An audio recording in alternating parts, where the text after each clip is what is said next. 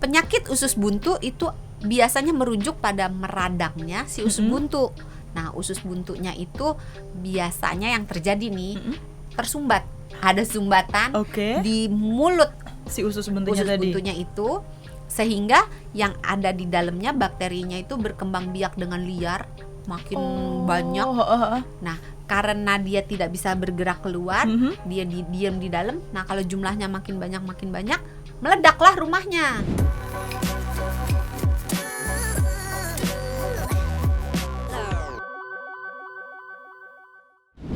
Kalau tadi kita ngomongin makanan-makanan apa aja, mungkin pertanyaan paling besarnya adalah gejala dari penyakit usus buntu yang dirasain apa aja sih biasanya? Sebetulnya tergantung penyakitnya ini akut atau kronis. Kalau kronis, penyakitnya ini samar, cuma rasa-rasa nggak enak aja gitu. Rasa-rasa nyeri perut atau sakit perut atau gimana? Range-nya tuh lebar gitu, mulai dari rasa nggak enak yang bentuknya sakit, yang tumpul samar, atau bisa rasa kembung, nggak enak, atau gangguan buang air besar, mungkin buang jadi diare atau sembelit, atau rasa pokoknya nggak enak, perutnya nggak enak. Dan dia hilang timbul kalau yang kronis. Dan dia baru akan menjadi gejalanya nyata dan disadari ketika si kronis ini menjadi akut.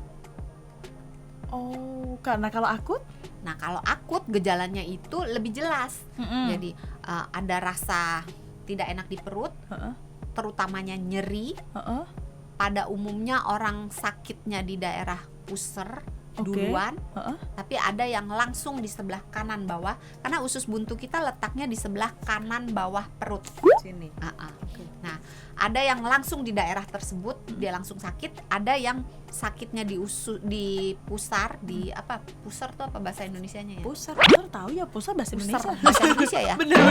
Di pusar, perlahan-lahan dengan berjalan waktu, biasanya dalam waktu kurang lebih 24 jam, dia nyerinya akan bergeser ke sebelah kanan bawah, dan nyerinya itu tiba-tiba makin lama makin sakit. Kayak ditinggal, itu kan biasanya kalau ditinggal pacar kan makin lama makin tidak sakit. Kalau ini makin lama makin sakit. Referensinya ini.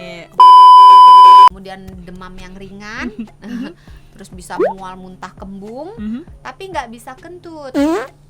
Ketahan ya? Nggak bisa kentut. Terus bisa diare atau sembelit. Jadi keluhan-keluhannya itu kebanyakan daerah perut. Nah, paling gampang sebetulnya kalau sahabat Sonora suka lihat dokter periksa, kadang-kadang suka berbaring, kaki kanannya ditekuk, pahanya ditempelkan ke daerah perut. Sering kan lihat dokter periksa begitu.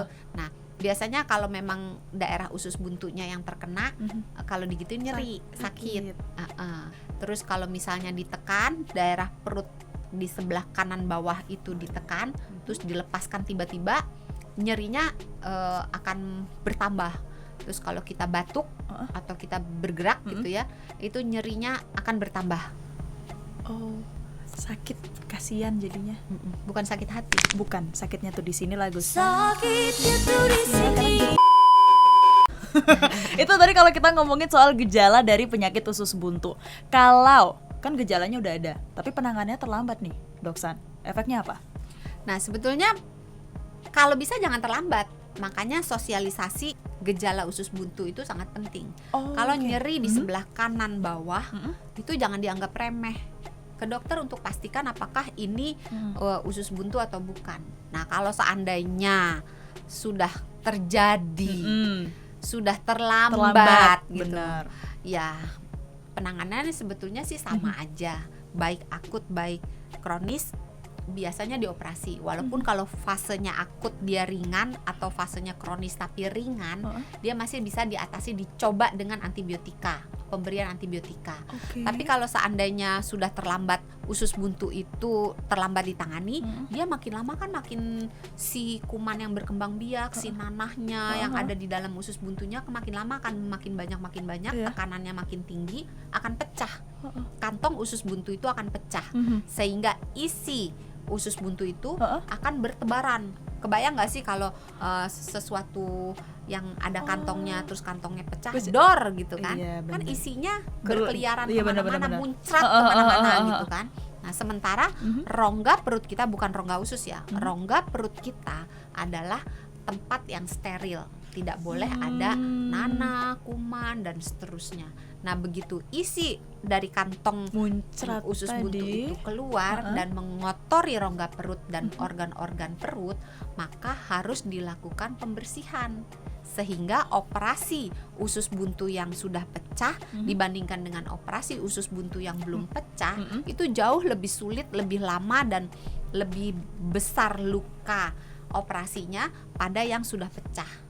Karena jadi harus gede, harus dibersihin Iya, tadi kata karena dokter harus ya. dibersihkan sehingga membutuhkan tempat yang lebih luas untuk dokternya bekerja. Nah, kalau seandainya dia belum pecah, usus buntunya masih simple, belum ruptur, belum pecah, maka bisa dilakukan operasi dua macam. Operasi yang menggunakan satu lubang, Oke. jadi dimasukkan nanti kamera dan Oh. si pisau dan sebagainya, Heeh. alat-alat bedahnya itu melalui lubang tersebut, Heeh. atau bisa dibuat sayatan yang kecil di daerah kanan bawah Yang perut. langsung ke ininya ya? Di dekat kulit, di dekat usus buntunya, kulit di atas usus buntunya itu berada. Jadi sayatannya bisa kecil. Tapi kalau udah pecah karena dibutuhkan pembersihan Iya. rongga perut, maka dengan sendirinya luka yang sayatannya itu harus dibuat menjadi lebih besar. Nah, kalau luka sayatannya menjadi lebih besar, maka proses pemulihan juga akan lebih Lebih lama lama. gitu.